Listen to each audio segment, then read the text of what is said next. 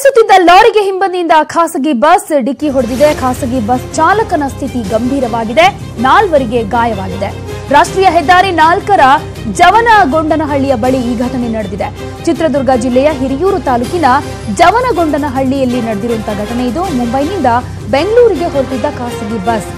ಗಾಯಾಳುಗಳು ಹಿರಿಯೂರು ತಾಲೂಕಿನ ಆಸ್ಪತ್ರೆಗೆ ದಾಖಲಾಗಿದ್ದಾರೆ. ಹಿರಿಯೂರು ಗ್ರಾಮಾಂತರ ಠಾಣಾ ವ್ಯಾಪ್ತಿಯಲ್ಲಿ ಈ ಪ್ರಕರಣ ದಾಖಲಾಗಿದೆ. ಮುಂಬೈನಿಂದ ಬೆಂಗಳೂರಿಗೆ ಹೊರಟಿದ್ದಂತ ಖಾಸಗಿ ಬಸ್ ಹಿಂಬದಿಯಿಂದ ಚಲಿಸುತ್ತಿದ್ದ ಲಾರಿಗೆ ಡಿಕ್ಕಿ ಹೊಡೆದಿದೆ. ಪರಿಣಾಮ ಖಾಸಗಿ ಬಸ್ ಚಾಲಕನ ಸ್ಥಿತಿ ಗಂಭೀರವಾಗಿದೆ, 4ವರಿಗೆ ಗಂಭೀರ ಗಾಯವಾಗಿದೆ. ಅವರನ್ನ ಹಿರಿಯೂರು ತಾಲೂಕು ಆಸ್ಪತ್ರೆಗೂ ಕೂಡ ಮಾಡಲಾಗಿದೆ. ದೃಶ್ಯಗಳಲ್ಲಿ ಗಮನಿಸ್ತಾ ಇದ್ದೀವಿ ಯಾವ ರೀತಿ ಆಗಿದೆ ಆಕ್ಸಿಡೆಂಟ್. ಖಾಸಗಿ ಬಸ್ನ ಸದ್ಯದ ಸ್ಥಿತಿ ಯಾವ ರೀತಿ ಕಾಣಿಸ್ತಾ ಇದೆ ಅನ್ನೋದನ್ನ ನೋಡ್ತಾ ಇದ್ದೀವಿ. ಹಿಂಬದಿಯಿಂದ ಬಂದು ಮುಂದೆ ಚಲಿಸ್ತಾ ಇದ್ದಂತ ಲಾರಿಗೆ ಈ ಖಾಸಗಿ ಬಸ್ ಡಿಕ್ಕಿ ಹೊಡೆದಿದೆ. ಪರಿಣಾಮ ಈಗ ಖಾಸಗಿ ಬಸ್ ಚಾಲಕನ ಸ್ಥಿತಿ ಕೂಡ ಗಂಭೀರವಾಗಿದೆ, 4ವರು ಗಂಭೀರವಾಗಿ ಗಾಯಗೊಂಡಿದ್ದಾರೆ. ಅವರನ್ನ ಹಿರಿಯೂರು ತಾಲೂಕು ಆಸ್ಪತ್ರೆಗೆ ದಾಖಲು ಕೂಡ ಮಾಡಲಾಗಿದೆ. ರಾಷ್ಟ್ರೀಯ ಹೆದ್ದಾರಿ 4ರ ಜವನಗೊಂಡನಹಳ್ಳಿ ಬಳಿ ನಡೆದಿರುವಂತಹ ಘಟನೆ ಇದೆ.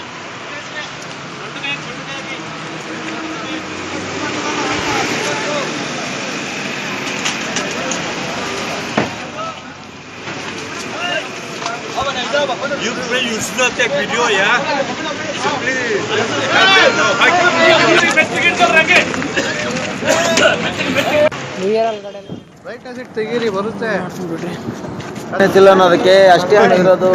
ದೃಶ್ಯಗಳಲ್ಲಿ ಗಮನಿಸ್ತಾ ಇದ್ದೀವಿ, ಬಸ್ನ ಮುಂಭಾಗ ಸಂಪೂರ್ಣವಾಗಿ ನುಜ್ಜುಗುಜ್ಜಾಗಿದೆ. ಇನ್ನು ಅದರ ಒಳಗಡೆ ಇದ್ದಂತಹ ಮನುಷ್ಯರ ಪಾಡೇನು ಅಂತ ಅನ್ನಿಸ್ಬಿಡುತ್ತೆ. ಅದರಲ್ಲೂ ಪ್ರಮುಖವಾಗಿ ಈಗ ಬಸ್ ಡ್ರೈವರ್ಗೆನೆ ಗಂಭೀರವಾದಂಥ ಗಾಯವಾಗಿದೆ. ಇನ್ನು 4ವರು ಕೂಡ ಗಂಭೀರವಾಗಿ ಗಾಯಗೊಂಡಿದ್ದಾರೆ, ಮುಂಬದಿಯಲ್ಲಿ ಕುಳಿತುಕೊಂಡಿದ್ದವರು.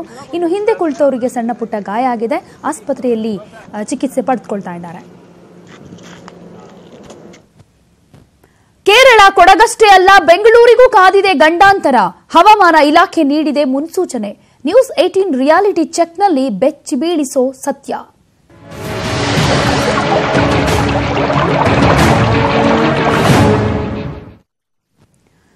ಬೆಂಗಳೂರು ನಿವಾಸಿಗಳಿಗೆ ಇದು ನಿಮಗೆ ನಿಜಕ್ಕೂ ಶಾಕಿಂಗ್ ನ್ಯೂಸ್. ಯಾಕಂದ್ರೆ ನಾವು ತೋರಿಸುವಂತ ಸುದ್ದಿಯನ್ನ ನೋಡಿದ್ರೆ ನೀವು ಖಂಡಿತ ಬೆಚ್ಚಿ ಬೀಳ್ತೀರಾ. ಸೆಪ್ಟೆಂಬರ್ ಮಳೆಗೆ ಬೆಂಗಳೂರು ಕೇರಳ ರೀತಿ ಆದ್ರೂ ಆಶ್ಚರ್ಯ ಇಲ್ಲ.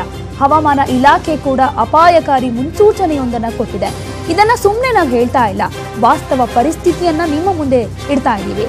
ಕೇರಳ ಕೊಡಗು ಪರಿಸ್ಥಿತಿಗಿಂತ ಬೆಂಗಳೂರಿನ ಸ್ಥಿತಿ ಭೀಕರವಾಗಿರಲಿದೆ. ಯಾಕೆಂದ್ರೆ ಹವಾಮಾನ ಇಲಾಖೆಯೇ ಕೊಡ್ತಾ ಇರುವಂತಹ ಅಪಾಯಕಾರಿ ಮುನ್ಸೂಚನೆ ಇದು. ಕೇರಳ ಕೊಡಗು ಪರಿಸ್ಥಿತಿಗಿಂತ ಬೆಂಗಳೂರಿನ ಪರಿಸ್ಥಿತಿ ಮಳೆಯಾಗೋದ್ರಿಂದ ಯಾವ ರೀತಿ ಭೀಕರವಾಗುತ್ತೆ ಅನ್ನುವಂಥ ವಿಚಾರಕ್ಕೆ ಸಂಬಂಧಪಟ್ಟ ಹಾಗೆ ಈ ಸುದ್ದಿಯನ್ನು ನೋಡಿದ್ರೆ ಖಂಡಿತ ಶಾಕ್ ಆಗೇ ಆಗುತ್ತೆ. ಬೆಂಗಳೂರಿನ ಹಲವು ಪ್ರದೇಶಗಳಲ್ಲಿ ನ್ಯೂಸ್ 18 ಕನ್ನಡ ರಿಯಾಲಿಟಿ ಚೆಕ್ ಅನ್ನ ಮಾಡಿದೆ. ಈ ರಿಯಾಲಿಟಿ ಚೆಕ್ನಲ್ಲಿ ಬೆಚ್ಚಿ ಬೀಳಿಸುವಂತಹ ವಾಸ್ತವ ಕಂಡು ಬರುತ್ತೆ. ಸಣ್ಣ ಮಳೆ ಬಂದ್ರೂ ಕೂಡ ನೀರು ಹರಿದುಕೊಂಡು ಹೋಗೋದಕ್ಕೆ ಆಗದ ಸ್ಥಿತಿ ಬೆಂಗಳೂರಿನಲ್ಲಿದೆ. ರಕ್ಕಸ ಮಳೆ ಏನಾದ್ರೂ ಬಂದ್ರೆ ಬೆಂಗಳೂರಿಗೆ ತಡೆಯೋ ಶಕ್ತಿ ಅಂತೂ ಇಲ್ಲವೇ ಇಲ್ಲ. ರಾಜಕಾಲುವೆಗಳು ಒತ್ತುವರಿಯಾಗಿದೆ. ಹಲವು ಕಡೆ ಮೋರಿಗಳಲ್ಲಿ ಹೂಳು ತುಂಬಿಕೊಂಡಿರೋದ್ರಿಂದ ನೀರು ಹರಿದುಕೊಂಡು ಹೋಗೋದಕ್ಕೆ ಜಾಗವೇ ಇಲ್ಲ. ಅಪಾಯಕ್ಕೆ ಆಹ್ವಾನವನ್ನ ನೀಡ್ತಾ ಇವೆ ಬೆಂಗಳೂರಿನ ಬಹುತೇಕ ಚರಂಡಿಗಳು. ನ್ಯೂಸ್ 18 ಕನ್ನಡದ ರಿಯಾಲಿಟಿ ಚೆಕ್ನಲ್ಲಿ ಬೆಚ್ಚಿ ಬೀಳಿಸುವಂತಹ ವಾಸ್ತವವನ್ನ ಈಗ ಗಮನಿಸಬೇಕಾಗುತ್ತೆ.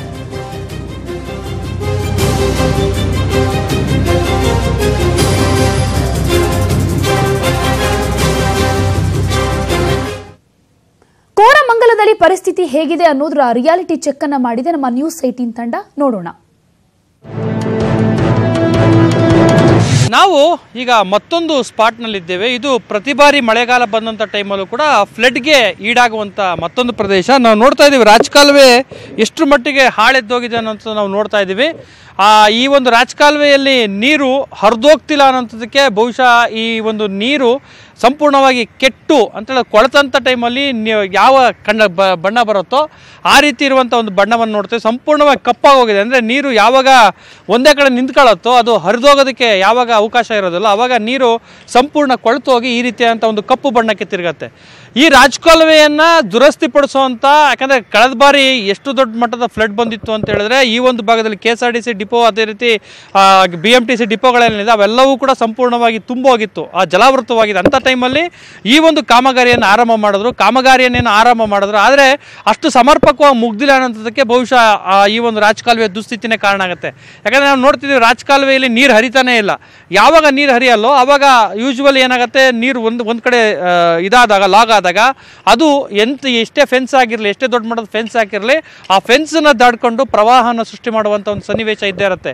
ಇಲ್ಲಿ ಇನ್ನೊಂದು ಪ್ರಮುಖವಾಗಿ ಗಮನಿಸುವಂಥ ಅಂಶ ಅಂತ ಹೇಳಿದ್ರೆ, ರಾಜಕಾಲುವೆಯಲ್ಲಿ ಹೂಳು ತೆಗೆಸೋದಕ್ಕೆ ಪ್ರತಿ ವರ್ಷ ಕೋಟ್ಯಾಂತರ ಹಣವನ್ನು BBMP ಖರ್ಚು ಮಾಡುತ್ತೆ, ಕಾಂಟ್ರಾಕ್ಟ್ಗಳಿಗೆ ಕೊಡುತ್ತೆ. ಆ ಹಣ ಎಲ್ಲೋಗ್ತದೆ ಅನ್ನೋ ಪ್ರಶ್ನೆನೂ ಕೂಡ, ಹಣ ಎಲ್ಲೋಗಿದೆ, ಹಣ ಯಾವ ರೀತಿ ಲೂಟಿ ಆಗಿದೆ ಅನ್ನೋದಕ್ಕೆ ಬಹುಶಃ ಈ ಒಂದು ಚಿತ್ರಣನೇ ಸಾಕ್ಷಿ ಆಗುತ್ತೆ. ಹಾಗಾಗಿ ರಾಜಕಾಲುವೆಗಳು ಇವತ್ತು ಬೆಂಗಳೂರಿನಲ್ಲಿ ಅಪಾಯಕ್ಕೆ ಎಡೆ ಮಾಡಿಕೊಡುವಂಥ ಒಂದು ದುರಂತದ ಸ್ಥಳವಾಗಿ ಏನು ಪರಿಣಮಿಸಿದೆ, ಅದು ಪ್ರತಿ ಮಳೆಗಾಲ ಬಂದರೂ ಕೂಡ ಅದನ್ನು ದುರಸ್ತಿಪಡಿಸುವಂಥ ಕೆಲಸಗಳಾಗೋದಿಲ್ಲ. ಯುದ್ಧಕಾಲ ಶಸ್ತ್ರಾಭ್ಯಾಸ ಅನ್ನುವಂತೆ ಕೊನೆ ಹಂತದಲ್ಲಿ ಇನ್ನೇನು ಮಳೆ ಬರುತ್ತೆ ಅನ್ನುವಂಥ ಒಂದು ಹಂತದಲ್ಲಿ ರಾಜಕಾಲುವೆಗಳ ದುರಸ್ತಿಗೆ BBMP ಮುಂದಾಗುತ್ತೆ. ಆದರೆ ಅದಕ್ಕಿಂತ ಮುನ್ನ ಯಾವ ರೀತಿಯಾದ ಮುನ್ನೆಚ್ಚರಿಕಾ ಕ್ರಮಗಳನ್ನು ಕೈಗೊಳ್ಳಬೇಕು ಅಂಥ ಕ್ರಮಗಳನ್ನು ಕೈಗೊಳ್ಳುವಂಥ ಪ್ರಯತ್ನವನ್ನು ಮಾಡುವಂಥ ಪ್ರಯತ್ನನೇ ಮಾಡಲ್ಲ. ಹಾಗಾಗಿ ಪ್ರತಿ ಬಾರಿ ಕೂಡ ಬೆಂಗಳೂರಿನಲ್ಲಿ ಮಳೆ ಬಂದರೂ ಕೂಡ ಪ್ರವಾಹ ಸೃಷ್ಟಿಯಾಗತ್ತೆ. ನಾವೀಗ ಮತ್ತೊಂದು ಪ್ರವಾಹಕ್ಕೆ ಈಡಾಗ್ತಾ ಬಂದಿರುವಂಥ ಪ್ರದೇಶದ ಬಳಿ ಇದ್ದೀವಿ. ಇದು ಕೋರಮಂಗಲ ವ್ಯಾಪ್ತಿಯ ಆಡುಗೋಡಿಯ ಸಮೀಪದಲ್ಲಿರುವಂಥ ಒಂದು ಪ್ರದೇಶ. ಇಲ್ಲಿ ನೋಡ್ತಾ ಇದ್ದೀವಿ, ಇಲ್ಲಿ ರಾಜಕಾಲುವೆಗೆ ಹೊಂದ್ಕೊಂಡಿರುವಂಥ ಪ್ರದೇಶ ಎಷ್ಟು ಮಟ್ಟಿಗೆ ಗಬ್ಬೆದ್ದೋಗಿದೆ ಅನ್ನೋಂಥದ್ದನ್ನು ನಾವು ನೋಡ್ತಾ ಇದ್ದೀವಿ. ಈ ರಾಜಕಾಲುವೆಯ ಒಳಗಡೆ ಸಂಪೂರ್ಣವಾಗಿ ಕಸವನ್ನು ತಂದು ಸುರಿಯಲಾಗಿದೆ. ಎಷ್ಟು ವರ್ಷಗಳ ಕಸನ ಅದು ಗೊತ್ತಾಗ್ತಾ ಇಲ್ಲ. ಆ ಕಸ ಸಂಪೂರ್ಣ ಹೂಳಾಗಿ ಪರಿಣಮಿಸಿದೆ. ಆ ಹೂಳನ್ನು ತೆಗೆಸುವಂಥ ಕೆಲಸವನ್ನು ಕೂಡ ಮಾಡಿಲ್ಲ. ಹಾಗಾಗಿ ನಾವು ಎಷ್ಟು ದೂರ ಕಣ್ಣು ಹಾಯಿಸಿದ್ರು ಕೂಡ ಅಷ್ಟು ದೂರದವರೆಗೆ ಕಾಣುವಂಥದ್ದು ಕೇವಲ ಹೂಳು ಮತ್ತು ಕೊಳಚೆ ನೀರು ಬಿಟ್ಟರೆ ಯಾವುದೇ ರೀತಿಯಲ್ಲೂ ಕೂಡ ನೀರು ಹರಿಯೋದಕ್ಕೆ ಬೇಕಾದಂಥ ಯಾವುದೇ ವ್ಯವಸ್ಥೆಗಳು ಕೂಡ ಇಲ್ಲ. ಅಕ್ಕಪಕ್ಕದಲ್ಲಿ ನಾವು ನೋಡ್ತಾ ಇದ್ದೀವಿ, ಮನೆಗಳಿದ್ದಾವೆ. ಆ ಮನೆಗಳವರು ನೇರವಾಗಿ ಕಸವನ್ನು ತೆಗೆದುಕೊಂಡ್ಬಂದು ರಾಜಕಾಲುವೆಗೆ ಹಾಕೋದ್ರಿಂದಾಗಿ ನೀರು ಹರಿಯೋದಕ್ಕೆ ಯಾವುದೇ ರೀತಿಯಲ್ಲೂ ಕೂಡ ಅವಕಾಶ ಇಲ್ಲ. ಹಾಗಾಗಿ ಭಾಳಷ್ಟು ವರ್ಷಗಳಿಂದ ಇಲ್ಲಿ ಎಷ್ಟು ಕ್ಯೂಬಿಕ್ ಮೀಟರ್ ಅಷ್ಟು ಹೂಳು ತುಂಬಿಕೊಂಡಿದೆಯೋ ಗೊತ್ತಿಲ್ಲ. ಇದು ಯೂಶ್ವಲಿ ಮಳೆ ಬಂದಂಥ ಟೈಮಲ್ಲಿ ಯಾವಾಗ ನೀರು ನಿಂತಿರುತ್ತೆ ಅದ್ರ ಮೇಲೆ ಮತ್ತೆ ಹೆಚ್ಚಿನ ನೀರು ಬಂದಂಥ ಟೈಮಲ್ಲಿ ಎಷ್ಟೇ ತಡೆಗೋಡೆಗಳಿರಲಿ, ಅಕ್ಕಪಕ್ಕದಲ್ಲಿ ಫೆನ್ಸಿಂಗ್ ಏನೇ ಹಾಕಿದ್ರು ಕೂಡ ಆ ಫೆನ್ಸಿಂಗನ್ನು ದಾಟಿ ನೀರು ಹರಿದು ಒಂದು ಪ್ರವಾಹವನ್ನು ಸೃಷ್ಟಿ ಮಾಡುವಂಥ ಸನ್ನಿವೇಶ ಇದ್ದೇ ಇರುತ್ತೆ. ಅದ್ರ ಸೇರ್ಲಿ ಇಲ್ಲಿ ತಡೆಗೋಡೆ ಇಲ್ದಿರೋದ್ರಿಂದಾಗಿ ಮತ್ತಷ್ಟು ಅನಾಹುತಗಳು ಸೃಷ್ಟಿಯಾಗುವಂಥ ಸಾಧ್ಯತೆಗಳು ಇದ್ದೇ ಇದೆ. BBMP ಕೇವಲ ರಾಜಕಾಲುವೆಗಳ ನಿರ್ವಹಣೆಯ ನೆವದಲ್ಲಿ ಕೋಟ್ಯಾಂತರ ಹಣವನ್ನು ಲೂಟಿ ಮಾಡ್ತಿದೆಯೇ ಹೊರತು ಇಲ್ಲಿ ರಾಜಕಾಲುವೆಗಳಿಂದ ಜನರಿಂದ ಅಪಾಯದ ಮುಕ್ತಗೊಳಿಸಬೇಕಾದಂಥ ಒಂದು ಕೆಲಸವನ್ನು ಏನು ಮಾಡಬೇಕಿತ್ತು, ಆ ಕೆಲಸವನ್ನು ಮಾಡೋಕ್ಕಾಗಿಲ್ಲ. ಹಾಗಾಗಿ ಈ ಒಂದು ಭಾಗದಲ್ಲಿರುವಂಥ ಅತಿ ಹೆಚ್ಚು ಸ್ಲಮ್ ಇರುವಂಥ ಒಂದು ಏರಿಯಾ ಇದು. ಈ ಒಂದು ಭಾಗದಲ್ಲಿರುವಂಥ ಸ್ಲಮ್ ನಿವಾಸಿಗಳು ಸಾಕಷ್ಟು ಆತಂಕದಲ್ಲಿ ಬದುಕುವಂಥ ಸನ್ನಿವೇಶ ನಿರ್ಮಾಣ ಆಗಿದೆ. ಸಂಶಯವೇ ಬೇಡ, ಸೆಪ್ಟೆಂಬರ್ನಲ್ಲಿ ಬೆಂಗಳೂರಿನಲ್ಲಿ ಏನಾದರೂ ಭಾರಿ ಪ್ರಮಾಣದ ಮಳೆ ಆಗಿದ್ದೇ ಆದಲ್ಲಿ ಕೇರಳ ಮತ್ತು ಮಡಿಕೇರಿಯನ್ನು ನೆನಪಿಸುವಂಥ ದೃಶ್ಯಕ್ಕಿಂತ ಘನಘೋರವಾದಂಥ ಸನ್ನಿವೇಶ ರಾಜಧಾನಿಯಲ್ಲಿ ನಿರ್ಮಾಣ ಆದರೂ ಕೂಡ ಆಶ್ಚರ್ಯ ಪಡಬೇಕಾಗಿಲ್ಲ. ಯಾಕಂದರೆ ರಾಜಧಾನಿಯನ್ನು ಮಳೆಯ ಅನಾಹುತಗಳಿಂದ ಮುಕ್ತಗೊಳಿಸುವಂಥ ಸನ್ನಿವೇಶವನ್ನೇ ನಿರ್ಮಾಣ ಮಾಡಬೇಕಾಗಿತ್ತು BBMP. ಆ ಒಂದು ಸನ್ನಿವೇಶವನ್ನು ನಿರ್ಮಾಣ ಮಾಡುವಂಥ ಯಾವುದೇ ಕೆಲಸವನ್ನು ಕೂಡ ಮಾಡಿಲ್ಲ. ಯುದ್ಧಕಾಲ ಶಸ್ತ್ರಾಭ್ಯಾಸ ಅನ್ನುವಂಥ ಒಂದು ಕೆಟ್ಟ ಸಂಪ್ರದಾಯವನ್ನು ಮೊದಲಿಂದನೂ ಕೂಡ ಅಳವಡಿಸ್ಕೊಂಡು ಬಂದಿರುವಂಥ BBMPಗೆ ಬಹುಶಃ ಇನ್ನೆಷ್ಟು ಅನಾಹುತಗಳು ನಡಿಬೇಕೋ ಅದು ಎಚ್ಚೆತ್ತುಕೊಳ್ಳೋದಕ್ಕೆ ಗೊತ್ತಾಗ್ತಾ ಇಲ್ಲ. ಕ್ಯಾಮ್ರಾ ಪರ್ಸನ್ ವೆಂಕಟೇಶ್ವರ ಜೊತೆ ಥಾಮಸ್, ನ್ಯೂಸ್ 18 ಕನ್ನಡ, ಬೆಂಗಳೂರು. ಇವಾಗ ಇನ್ನಷ್ಟು ಡೀಟೇಲ್ಸ್ ಅನ್ನ ನಮ್ಮ ರಿಪೋರ್ಟರ್ ಥಾಮಸ್ ಕೊಡ್ತಾರೆ. ಥಾಮಸ್, ನಾವು ಕೂಡ ನೋಡ್ತಾ ಇದ್ದೀವಿ, ಕೋರಮಂಗಲದಲ್ಲಿ ಇರುವಂತ ರಾಜಕಾಲುವೆ ನೀರು ಹರಿದುಕೊಂಡು ಹೋಗೋದಕ್ಕಲ್ಲ, ಕಸ ಹಾಕೋಕೆ ಇದೆ ಅನ್ನೋ ರೀತಿಯಲ್ಲಿ ಕಂಡು ಬರ್ತಾ ಇದೆ. ಅಧಿಕಾರಿಗಳ ಗಮನಕ್ಕೆ ಇದು ಬಂದಿಲ್ವಾ? ಯಾಕೆ ಸುಮ್ಮನಿದ್ದಾರೆ? ಕೇರಳದಂತ ಪರಿಸ್ಥಿತಿ ಆದ ಮೇಲೇನೆ ಇವ್ರಿಗೆ ಬುದ್ಧಿ ಬರುತ್ತಾ ಹೇಗೆ ಅಂತ? ಪ್ರತಿಮಾ, ಬಹುಶಃ ಸಾಕಷ್ಟು ಉದಾಹರಣೆಗಳು ಆಗೋಗಿದೆ, ಸಾಕಷ್ಟು ದುರಂತಗಳು ಆಗೋಗಿದೆ. ರಾಜಕಾಲುವೆ ದುರಂತಗಳಿರ್ಬೋದು ಅಥವಾ ಮರಗಳಿಂದ ಸಾಕಷ್ಟು ಅನಾಹುತಗಳಾಗಿರುವಂತ ದುರಂತಗಳು ಕಣ್ಮುನ್ಗಡೆ ಇದೆ. ಆದ್ರೆ BBMP ಆಡಳಿತ ವ್ಯವಸ್ಥೆ ಯಾವ ರೀತಿ ಇದೆ ಅಂತ ಒಂದು ಜಡ್ಗಟ್ಟು ಹೋಗ್ಬಿಟ್ಟಿದೆ. ಅಂದ್ರೆ ಎಮ್ಮೆ ಚರ್ಮದ ಅಧಿಕಾರಿಗಳೇ ಹೆಚ್ಚಾಗಿರುವಂತ ಒಂದು ವ್ಯವಸ್ಥೆ. ಒಂದ್ ಕಡೆ ಈ ಹೊಣೆಗೇಡಿ ಕಾರ್ಪೊರೇಟರ್ಗಳು, ಇನ್ನೊಂದ್ ಕಡೆ ಜವಾಬ್ದಾರಿ ಮಾಡ್ತಂತ ಅಧಿಕಾರಿಗಳು, ಇವೆರಡೂ ಕೂಡ ಸೇರ್ಕೊಂಡು ಇವತ್ತು BBMPಯ ವ್ಯವಸ್ಥೆ ಅನ್ನೋದು ಸಂಪೂರ್ಣ ಹಾಳಾಗೋಗಿದೆ. ಎಲ್ಲಕ್ಕಿಂತ ಹೆಚ್ಚಾಗಿ ಟ್ಯಾಕ್ಸ್ ಪೇಯರ್ಸ್ ಮನಿ, ಕೋಟ್ಯಾಂತರ ಹಣವನ್ನ ಇವತ್ತು ಟ್ಯಾಕ್ಸ್ ಗಳ ಮೂಲಕ ಬೆಂಗಳೂರಿಗರು ಏನು ಕಟ್ತಾ ಇದ್ದಾರೆ, ಅವರಿಗೆ ಒಂದು ಸೇಫ್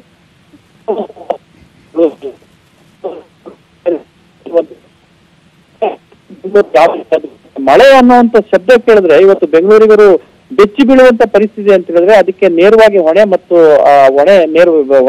BBMP ಅನ್ಬೇಕಾಗತ್ತೆ. ರಾಜಕಾಲುವೆಗಳು ಇವತ್ತು ಒಂದ್ ರೀತಿ ಒಂದ್ ಕಾಲದಲ್ಲಿತ್ತು, ರಾಜಕಾಲುವೆಗಳಲ್ಲಿ ಹರಿಯುವಂತ ನೀರಿನಲ್ಲಿ ಸ್ನಾನ ಮಾಡ್ತಾ ಇದ್ರು. ಒಂದು ಕಾಯಿನ ಹಾಕಿದ್ರೆ ಆ ಕಾಯಿ ನಿತ್ಕಾಣ್ತಾ ಇತ್ತು, ಅಷ್ಟು ಸ್ವಚ್ಛವಾಗಿತ್ತು, ಅಷ್ಟು ಪರಿಶುಭ್ರವಾಗಿತ್ತು ನೀರು. ಆದ್ರೆ ಇವತ್ತೇನಾಗಿದೆ, ಸಂಪೂರ್ಣವಾಗಿ ರಚ್ಚೆ ಗುಂಡಿಗಳಾಗೋಗಿದೆ. ಯಾವ ರಾಜಕಾಲುವೆಗಳು ಕೂಡ ಸರಾಗ ಹರಿದೋಗ್ತಿಲ್ಲ. ಇದಕ್ಕೆ ಓಕೆ ಥಾಮಸ್, ಮತ್ತಷ್ಟು ಮಾಹಿತಿಗೆ ನಿಮ್ಮನ್ನ ಕಾಂಟ್ಯಾಕ್ಟ್ ಮಾಡ್ತೀವಿ. ಈ ಬಗ್ಗೆ ಮಾತಾಡೋದಕ್ಕೆ ಬಿಬಿಎಂಪಿ ವಿಪಕ್ಷ ನಾಯಕ ಪದ್ಮನಾಭ ರೆಡ್ಡಿ ದೂರವಾಣಿ ಸಂಪರ್ಕದಲ್ಲಿದ್ದಾರೆ. ನಮಸ್ತೆ ಪದ್ಮನಾಭ ರೆಡ್ಡಿ ಅವರೇ. ನಮಸ್ತೆ ಮೇಡಮ್. ಏನಾಗ್ತಾ ಇದೆ ಪದ್ಮನಾಭ ರೆಡ್ಡಿ ಅವರೇ ನಮ್ಮ ಬೆಂಗಳೂರಿನಲ್ಲಿ? ರಾಜಕಾಲುವೆ ಸ್ಥಿತಿ, ಚರಂಡಿ ಸ್ಥಿತಿ ನೋಡಿದ್ರೆ ಮುಂಬರುವ ದಿನಗಳ ಬಗ್ಗೆ ಭಯ ಆಗತ್ತೆ ಜನರಿಗೆ. ಬಿಬಿಎಂಪಿ ಏನ್ ಮಾಡ್ತಿದೆ ಅಂತ? ಈಗ ಕೊಡಗು ನೋಡ್ತಾ ಇದ್ದೀವಿ, ಕೇರಳ ನೋಡ್ತಾ ಇದ್ದೀವಿ, ಜಲ ಪ್ರಳಯ ಯಾವ ರೀತಿ ಆಗ್ತಾ ಇದೆ ಅಂದ್ಬಿಟ್ಟು. ಬೆಂಗಳೂರಲ್ಲಿ ಪ್ರೆಡಿಕ್ಟ್ ಮಾಡ್ತಾ ಇದ್ದಾರೆ, ಮಳೆ ವಿಪರೀತ ಮಳೆ ಬರ್ತದೆ ಈ ವಾರದಲ್ಲಿ ಅಂದ್ಬಿಟ್ಟು ಹವಾಮಾನ ತಜ್ಞರು ಹೇಳ್ತಾ ಇದ್ದಾರೆ. ನಾನು ಈ ಬಗ್ಗೆ ಒಂದು ವಿಶೇಷ ಸಭೆ ಕರೀರಿ, ಏನು ನೀವು ಖರ್ಚು ಮಾಡಿದ್ದೀರಾ, ಎಲ್ಲಿ ಹೂಳು ತೆಗ್ದಿದ್ದೀರಾ, ಆ ಹೂಳನ್ನು ಎಲ್ಲಿ ಹಾಕಿದ್ದೀರಾ, ಇದ್ರ ಬಗ್ಗೆ ಸಮಗ್ರವಾಗಿ ಸಭೆಯಲ್ಲಿ ಚರ್ಚೆ ಮಾಡಬೇಕು. ಬೆಂಗಳೂರಿನಲ್ಲಿ ಒಂದು ಸಣ್ಣ ಮಳೆಗೂ ಫ್ಲಡ್ ಆಗ್ತಾ ಇದೆ. ನಾಡಪ್ರಭು ಕೆಂಪೇಗೌಡರು ಸಮುದ್ರ ಮಟ್ಟದಿಂದ 3000 ಅಡಿ ಎತ್ತರ ಪ್ರದೇಶ ಬೆಂಗಳೂರು ಕಟ್ಟಿರ್ತಕ್ಕಂಥದ್ದು. ಇಂಥ ಬೆಂಗಳೂರು ನಗರದಲ್ಲೂ ಫ್ಲಡ್ ಆಗ್ತಾ ಇದೆ ಅಂದ್ರೆ ಜನಪ್ರತಿನಿಧಿಗಳು ತಲೆ ತಗ್ಗಿಸ್ಬೇಕಾಗಿದೆ. ನೀವು ಮಾಡತಕ್ಕಂತ ಆಡಳಿತದ ಬೇಜವಾಬ್ದಾರಿಯಿಂದ ಎಲ್ಲರಿಗೂ ಕಳಂಕ ಬರ್ತಾ ಇದೆ, ಸಾರ್ವಜನಿಕರಿಗೆ ಸಂಕಷ್ಟ ಸಿಗುತ್ತಾರೆ ಅಂತ ಹೇಳಿ ಇಲ್ಲಿವರೆಗೂ ವಿಶೇಷ ಸಭೆ ಇದ್ರ ಬಗ್ಗೆ ಕರೀಲೇ ಇಲ್ಲ. ಸುಮ್ನೆ ಪ್ರಚಾರ ಕೇಳೋದು, ನಾವು 800 ಕೋಟಿ ಬಿಡುಗಡೆ ಮಾಡಿ ಕೆಲಸ ಮಾಡ್ತಾ ಇದ್ದೀವಿ ಅನ್ನೋದು, ಇವೆಲ್ಲ ಒಂದ್ ಕಡೆ ಪ್ರಚಾರ, ಒಂದ್ ಕಡೆ ಭ್ರಷ್ಟಾಚಾರ. ಇದು ಒಂದ್ ಕಡೆ ಜಲಪ್ರಳಯ ಆಗ್ತಾ ಇದೆ. ನಮ್ಮ ಬಿಬಿಎಂಪಿ ಆಡಳಿತ, ರಾಜ್ಯ ಸರ್ಕಾರ ಕುಂಭಕರ್ಣನ ನಿದ್ದೆ ಮಾಡ್ತಾ ಇದ್ದಾರೆ. ಇವರು ಏನಾದ್ರೂ ಒಂದು ಸಮಸ್ಯೆ ಉಂಟಾಗೋವರೆಗೂ ಇವ್ರಿಗೆ ಎಚ್ಚರಿಕೆ ಆಗಲ್ಲ. ಇವ್ರು ಹೋಗೋದು ಒಂದು ಫೋಕಸ್ ಕೊಡೋದು, ಏನೋ ಯಾರೋ ನಾಳೆ ಪ್ರಾಣಾಪಾಯಗಳಾದ್ರೆ ತೆರಿಗೆದಾರರ ಹಣ ತಗೊಂಡೋಗಿ ಒಂದು 5 ಲಕ್ಷ ಚೆಕ್ ಕೊಟ್ಬಿಟ್ಟು ಮಾಧ್ಯಮದ ಸ್ನೇಹಿತರನ್ನ ಕರ್ಕೊಂಡು ಹೋಗಿ ಪ್ರಚಾರ ಗಿಟ್ಸ್ಕೊಳೋದು, ನಾವು 5 ಲಕ್ಷ ಕೊಟ್ವಿ ಅನ್ನೋದು. 5 ಲಕ್ಷ ಯಾಕೆ ಕೊಡ್ಬೇಕು? ಯಾರಿಗೂ ಕೊಡದಿರೋ ರೀತಿನಲ್ಲಿ, ಜನರಿಗೆ ತೊಂದರೆ ಬರದೇ ಇರೋ ರೀತಿನಲ್ಲಿ ಇವ್ರು ಕೆಲಸ ಮಾಡ್ಬೇಕು. ಇದು ಮಾಡ್ತಾ ಇಲ್ಲ. ಇದನ್ನ ನಾವು ಖಂಡಿಸ್ತೀವಿ. ಈಗ ಈ ವಾರ ಸಭೆ ಇದೆ, ಆ ಸಭೆನಲ್ಲೂ ಸಹ ನಾವು ಇದ್ರ ಬಗ್ಗೆ ಮಾತಾಡಿ ನಾವು ಬಿಜೆಪಿ ಸಂಘಟಿತ ಹೋರಾಟ ಮಾಡ್ತೀವಿ. ಅಲ್ಲ, ವಿಪಕ್ಷ ನಾಯಕರಾಗಿ ಈ ವಿಚಾರವನ್ನ ಈ ಹಿಂದೆ, ಈಗ ಇದು ಹೊಸದೇನಲ್ಲ, ಇದು ಫಸ್ಟ್ ಟೈಮ್ ಅಲ್ಲ ಆಗ್ತಾ ಇರೋದು, ಗಮನಕ್ಕೆ ತರೋ ಪ್ರಯತ್ನವನ್ನ ಮಾಡಿಲ್ವಾ ಹಾಗಾದ್ರೆ ಅಧಿಕಾರಿಗಳಿಗೆ? ಎಷ್ಟು ಬಾರಿ ನಾವು ಮಾತಾಡ್ತೀವಿ, ಎಷ್ಟು ಪ್ರತಿಭಟನೆ ಮಾಡ್ತೀವಿ, ಆದ್ರೂ ಸಹ ಇವ್ರು ಎಚ್ಚೆತ್ಕೊಂತ ಇಲ್ಲ. ನಾನು ಒಂದು ವಿಶೇಷ ಸಭೆ ಕರೀರಿ ಅಂದ್ಬಿಟ್ಟು ಮೇಯರ್ ಪತ್ರ ಬರ್ದೆ, ಇಲ್ಲಿವರೆಗೂ ವಿಶೇಷ ಸಭೆ ಕರೀಲಿಲ್ಲ ಅವರು. ನಾನು ಇದಕ್ ಮುಂಚೆ 2-3 ತಿಂಗಳಿಂದಾನೆ ಬರ್ತಿದ್ದೀನಿ ಪತ್ರ. ಇದು ಸಮಗ್ರವಾಗಿ ಬರೀ ಈ ರಾಜಕಾಲುವೆಗಳ ಬಗ್ಗೆನೆ ಚರ್ಚೆ ಮಾಡ್ಬೇಕು, ವಿಶೇಷ ಸಭೆ ಕರೀರಿ ಅಂದ್ಬಿಟ್ಟು. ಇಲ್ಲಿವರೆಗೂ ವಿಶೇಷ ಸಭೆ ಕರೆಯೋದಕ್ಕೆ ಆಸಕ್ತಿ ತೋರಿಸ್ತಾ ಇಲ್ಲ. ಇವ್ರು ಮಾಡಿರೋ ಭ್ರಷ್ಟಾಚಾರ ಹಗರಣಗಳು ಬೆಳಕಿಗೆ ಬರ್ತದೆ ಅಂದ್ಬಿಟ್ಟು ವಿಶೇಷ ಸಭೆ ಕರೀತಾ ಇಲ್ಲ. ಇದಕ್ಕೆಲ್ಲ ಬಿಬಿಎಂಪಿ ಆಡಳಿತ ವೈಫಲ್ಯನೇ ಇದಕ್ಕೆಲ್ಲ ಕಾರಣ. ಇದನ್ನ ಈ ವಾರ ನಾವು ಸಭೆನಲ್ಲೂ ಸಹ ಇದ್ರ ಬಗ್ಗೆ ಮಾತಾಡ್ತೀವಿ. ಓಕೆ, ಧನ್ಯವಾದ ಪದ್ಮನಾಭ ರೆಡ್ಡಿ ಅವರೇ, ನ್ಯೂಸ್ 18 ಕನ್ನಡ ಜೊತೆ ಮಾತನಾಡಿದ್ದಕ್ಕೆ. ಕೊಡಗು ಜಿಲ್ಲೆಯಲ್ಲಿ ಶಾಲಾ ಕಾಲೇಜುಗಳು ಪುನರ್ ಆರಂಭವಾಗಿವೆ. ಶಾಲೆಗಳಲ್ಲಿ ಈಗಾಗಲೇ ನಿರಾಶ್ರಿತರು ತಂಗಿದ್ದಾರೆ, ಆದ್ರೆ ಈಗ ಅವರಿಗೆ ಸಂಕಷ್ಟ ಶುರುವಾಗಿದೆ. ಶಾಲೆಗಳನ್ನ ಬಿಟ್ಟು ತೆರಳುವಂತೆ ಶಿಕ್ಷಕರು ಸೂಚಿಸ್ತಾ ಇದ್ದಾರೆ. ಹಾಗಾದ್ರೆ ಎಲ್ಲಿಗೆ ಹೋಗ್ಬೇಕು ಅನ್ನೋ ಚಿಂತೆ ನಿರಾಶ್ರಿತರಲ್ಲಿದೆ. ರಕ್ಷಣೆಗಾಗಿ ಕೊಟ್ಟ ಜಾಗದಿಂದ ತಕ್ಷಣ ಹೊರಡಿ ಅಂದ್ರೆ ಎಲ್ಲಿಗೆ ಹೋಗೋದು? ಶಾಲೆಗಳಲ್ಲಿ ತೆರೆದಿರುವಂತಹ ಪರಿಹಾರ ಕೇಂದ್ರಗಳಲ್ಲಿ ನಿರಾಶ್ರಿತರು ಕಣ್ಣೀರು ಹಾಕ್ತಾ ಇದ್ದಾರೆ. ಮನೆ ಮಠ ಕಳೆದುಕೊಂಡು ಬಂದು ಇಲ್ಲಿ ಆಶ್ರಯವನ್ನ ಪಡೆದುಕೊಂಡಿದ್ದೀವಿ, ಈಗ ಸ್ಕೂಲ್ ಶುರುವಾಯಿತು ಅಂತ ಹೇಳಿ ಇಲ್ಲಿಂದ ಹೋಗಿ ಅಂದ್ರೆ ಎಲ್ಲಿಗೆ ಹೋಗೋದು ಅನ್ನುವಂತ ಆತಂಕ ಅವರಲ್ಲಿ ಕಾಣ್ತಾ ಇದೆ. ಕಣ್ಣೀರು ಹಾಕ್ತಿದ್ದಾರೆ.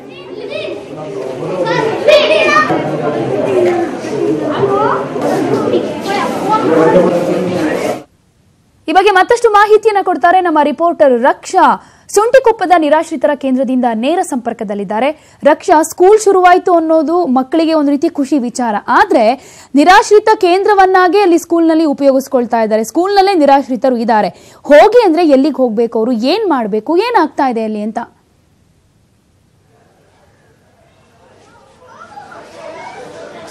ಎಸ್ ಪ್ರತಿಮಾ, ಇವತ್ತಿನಿಂದ ಒಂದು ಶಾಲೆ ಕಾಲೇಜುಗಳನ್ನ ಆರಂಭ ಮಾಡಬೇಕು ಎಂಬ ಆರ್ಡರ್ನ ಮೂಲಕ ಇವತ್ತು ಎಲ್ಲ ಒಂದಷ್ಟು ಕಡೆಗಳಲ್ಲಿ ಶಾಲೆಗಳು ಆರಂಭವಾಗಿದೆ. ಆದ್ರೆ ಇಲ್ಲಿನ ನಿರಾಶ್ರಿತರ ಕೇಂದ್ರದಲ್ಲಿ ಬೇರೆ ಕಡೆ ಜಾಗ ಇಲ್ಲ ಅನ್ನೋ ಕಾರಣಕ್ಕೆ ಇಲ್ಲಿನ ಒಂದು ಸುಂಟಿಕೊಪ್ಪ ಆಗಿರ್ಬೋದು, ಕೊಡಗಿನ ಬಹುತೇಕ ಕಡೆಯಲ್ಲಿ ಶಾಲೆಗಳಲ್ಲಿ ಒಂದು ನಿರಾಶ್ರಿತರ ಕೇಂದ್ರವನ್ನ ತೆರೆದಿರುವಂತದ್ದು.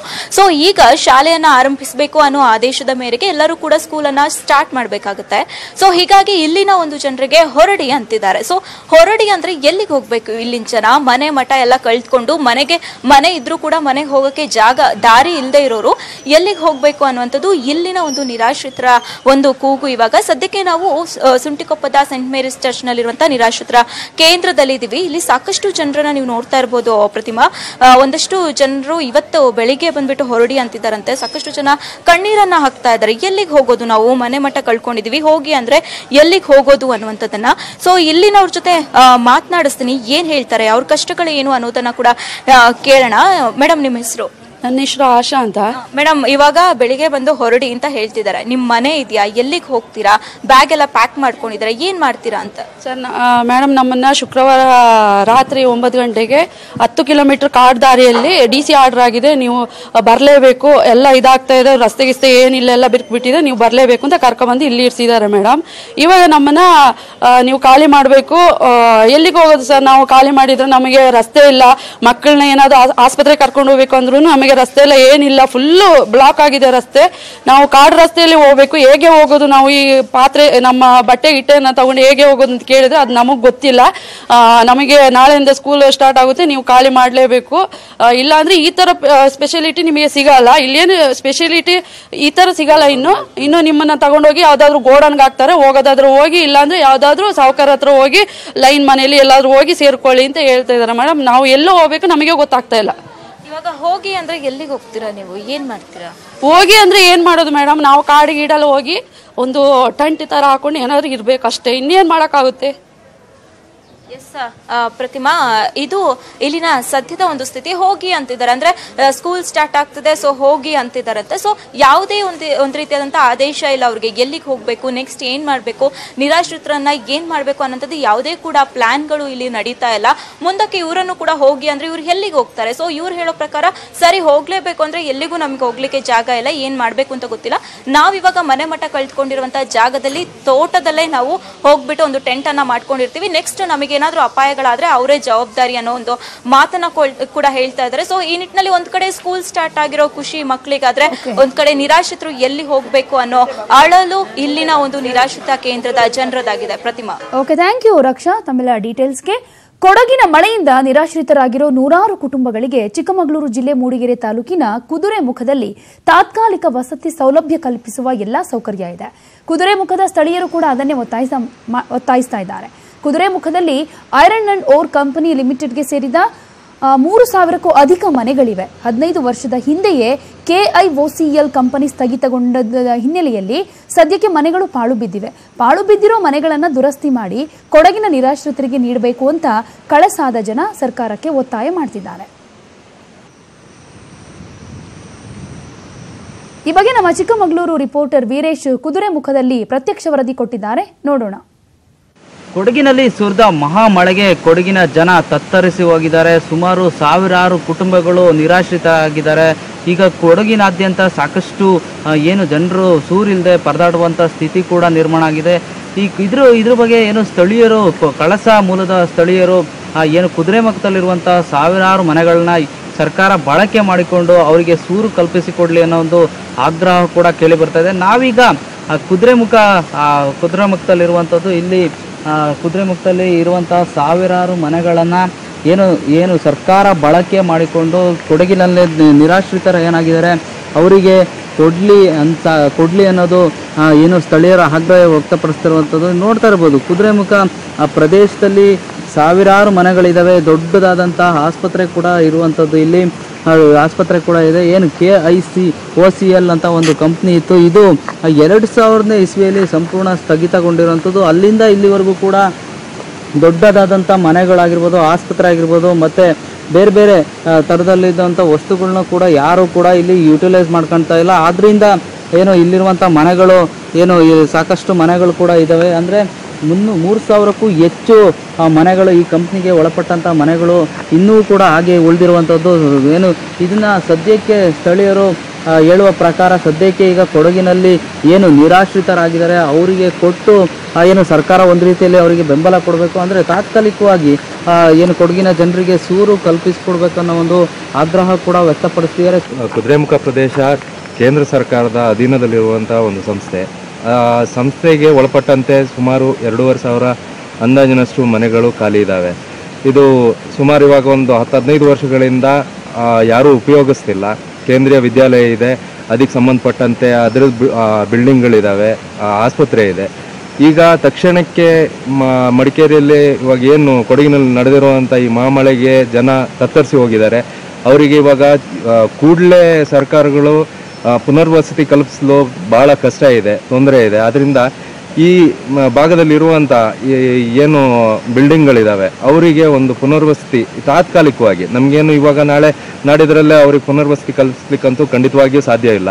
ಆದ್ದರಿಂದ ಈ ಭಾಗದ ಸಂಸದರು ಕೇಂದ್ರ ಸರ್ಕಾರಕ್ಕೆ ಸಂಬಂಧಪಟ್ಟಿರುವಂಥ ಈ ಒಂದು ಸಂಸ್ಥೆ ಇರೋದ್ರಿಂದ ಅವ್ರ ಹತ್ರ ಒಂದು ಮಾತುಕತೆಯನ್ನು ನಡೆಸಿ ತಕ್ಷಣಕ್ಕೆ ಮಡಿಕೇರಿಯಲ್ಲಿ ಏನು ಇವಾಗ ಪುನರ್ವಸತಿ ಕಲ್ಪಿಸ್ಲಿಕ್ಕೆ ಆಗುವಂಥ ಜನಗಳಿಗೆ ಇಲ್ಲಿ ಕರ್ಕೊಂಬಂದ್ಬಿಟ್ಟು ಅವರಿಗೆ ಬಿಲ್ಡಿಂಗ್ಗಳಲ್ಲಿ ಪುನರ್ವಸತಿ ತಾತ್ಕಾಲಿಕವಾಗಿ ಒಂದು 2-3 ವರ್ಷಕ್ಕೆ ಕಲ್ಪಿಸಿಕೊಟ್ರೆ ಅಷ್ಟರೊಳಗಡೆ ಅವರ ಜೀವನಕ್ಕೆ ಬೇಕಾಗಿರುವಂಥ ಏನಾದರೂ ಒಂದು ಬೇರೆ ವ್ಯವಸ್ಥೆಯನ್ನು ಮಾಡಿಕೊಡ್ಬೋದು. ಶಾಲೆಗಳಿದೆ, ಕಾಲೇಜ್ಗಳಿದೆ, ಹಾಸ್ಪಿಟಲ್ ಬಿಲ್ಡಿಂಗ್ ಇದಾವೆ, ಎಲ್ಲವನ್ನು ಉಪಯೋಗಿಸ್ಕೊಬೋದು. ಇಲ್ಲ ಅದನ್ನು ತಾತ್ಕಾಲಿಕವಾದರೂ 3 ವರ್ಷ ಅವ್ರದ್ದು ಏನು ಅಲ್ಲಿ ಹೋಗ್ತದೆ ಅದು ಮುಗಿಸ್ಕೊಂಡು ಅಲ್ಲಿಗೆ ಹೋಗ್ಬೋದು. ಆಮೇಲೆ ಏನೇನು ಸರ್ಕಾರ ಏನು ಮಾಡ್ಕೊಬೋದು ಅದನ್ನು. ಎಲ್ಲ ಬಿಲ್ಡಿಂಗ್ಗಳು ಸುಮ್ಮನೆ ನೀರು ಕನೆಕ್ಷನ್ ಇದೆ, ಎಲ್ಲ ಸ್ಯಾನಿಟೇಷನ್ ಇರ್ಬೋದು, ಎಲ್ಲ ಸುಸಜ್ಜಿತವಾಗಿದೆ ಇಲ್ಲ ಎಲ್ಲ ಬಿಲ್ಡಿಂಗ್ಗಳು. ಇದಿಷ್ಟು ಏನು ಸ್ಥಳೀಯರ ಒತ್ತಾಯ ಕೂಡ ಆಗಿರುವಂಥದ್ದು. ಅಂದರೆ ಸುಮಾರು 3,000ಕ್ಕೂ ಹೆಚ್ಚು ಮನೆಗಳು ಇಲ್ಲಿದ್ದಾವೆ. ಇದನ್ನು ಬಳಕೆ ಮಾಡ್ಕೊಂಡ್ರೆ ಈಗ ಕೊಡಗಿನ ಜನರಿಗೆ ಒಂದು ರೀತಿಯಲ್ಲಿ ಸಹಾಯ ಮಾಡ್ದಂಗಾಗುತ್ತೆ. ಜೊತೆಗೆ ಇಲ್ಲಿರುವಂಥ ಪ್ರದೇಶ ಕೂಡ ಸುತ್ತಮುತ್ತ ಜನರಿಗೂ ಕೂಡ ಒಂದು ರೀತಿಯಲ್ಲಿ ಅನುಕೂಲ ಆಗುತ್ತೆ. ತಾತ್ಕಾಲಿಕವಾಗಿ 2 ವರ್ಷ 3 ವರ್ಷಕ್ಕೆ ಈ ಮನೆಗಳನ್ನು ಸರ್ಕಾರ ಕಲ್ಪಿಸ್ಕೊಟ್ರೆ ಅವರಿಗೂ ಕೂಡ ಒಂದು ರೀತಿಯಲ್ಲಿ ಸಹಾಯ ಮಾಡ್ತಾರೆ ಅನ್ನೋದು ಸ್ಥಳೀಯರ ಮಾತು. ಕ್ಯಾಮ್ರಾ ಪರ್ಸನ್ ಲಕ್ಷ್ಮಣ್ ಜೊತೆ ವೀರೇಶ್ ಶಿವಸೂರ್, ನ್ಯೂಸ್ 18 ಕನ್ನಡ, ಚಿಕ್ಕಮಗಳೂರು. ದಿವಂಗತ ಮಾಜಿ ಪ್ರಧಾನಿ ಅಟಲ್ ಬಿಹಾರಿ ವಾಜಪೇಯಿ ಅವರ ಚಿತಾಭಸ್ಮವನ್ನ ರಾಜ್ಯದ 8 ನದಿಗಳಲ್ಲಿ ವಿಸರ್ಜನೆ ಮಾಡಲಾಗುತ್ತೆ. ಬಿಜೆಪಿ ಕಚೇರಿಯ ಮುಂಭಾಗ ವಾಜಪೇಯಿ ಅಸ್ಥಿ ಕಲಶಕ್ಕೆ ಬಿಎಸ್ ಯಡಿಯೂರಪ್ಪ ಪುಷ್ಪಾರ್ಚನೆ ಮಾಡಿದ್ರು. ಇದೇ ವೇಳೆ ಮಾಜಿ ಡಿಸಿಎಂ ಆರ್ ಅಶೋಕ್, ಸಂಸದೆ ಶೋಭಾ ಕರಂದ್ಲಾಜೆ ಕೂಡ ಉಪಸ್ಥಿತರಿದ್ದರು. ಪುಷ್ಪಾರ್ಚನೆಯ ಬಳಿಕ ತೆರೆದ ವಾಹನದಲ್ಲಿ ವಾಜಪೇಯಿ ಅಸ್ಥಿಯನ್ನ ಯಾತ್ರೆಯ ಮೂಲಕ ಶ್ರೀರಂಗಪಟ್ಟಣಕ್ಕೆ ತೆಗೆದುಕೊಂಡು ಹೋಗಿ ಬಳಿಕ ಕಾವೇರಿಯ ತ್ರಿವೇಣಿ ಸಂಗಮದಲ್ಲಿ ವಿಸರ್ಜನೆ ಮಾಡಲಾಗುತ್ತೆ.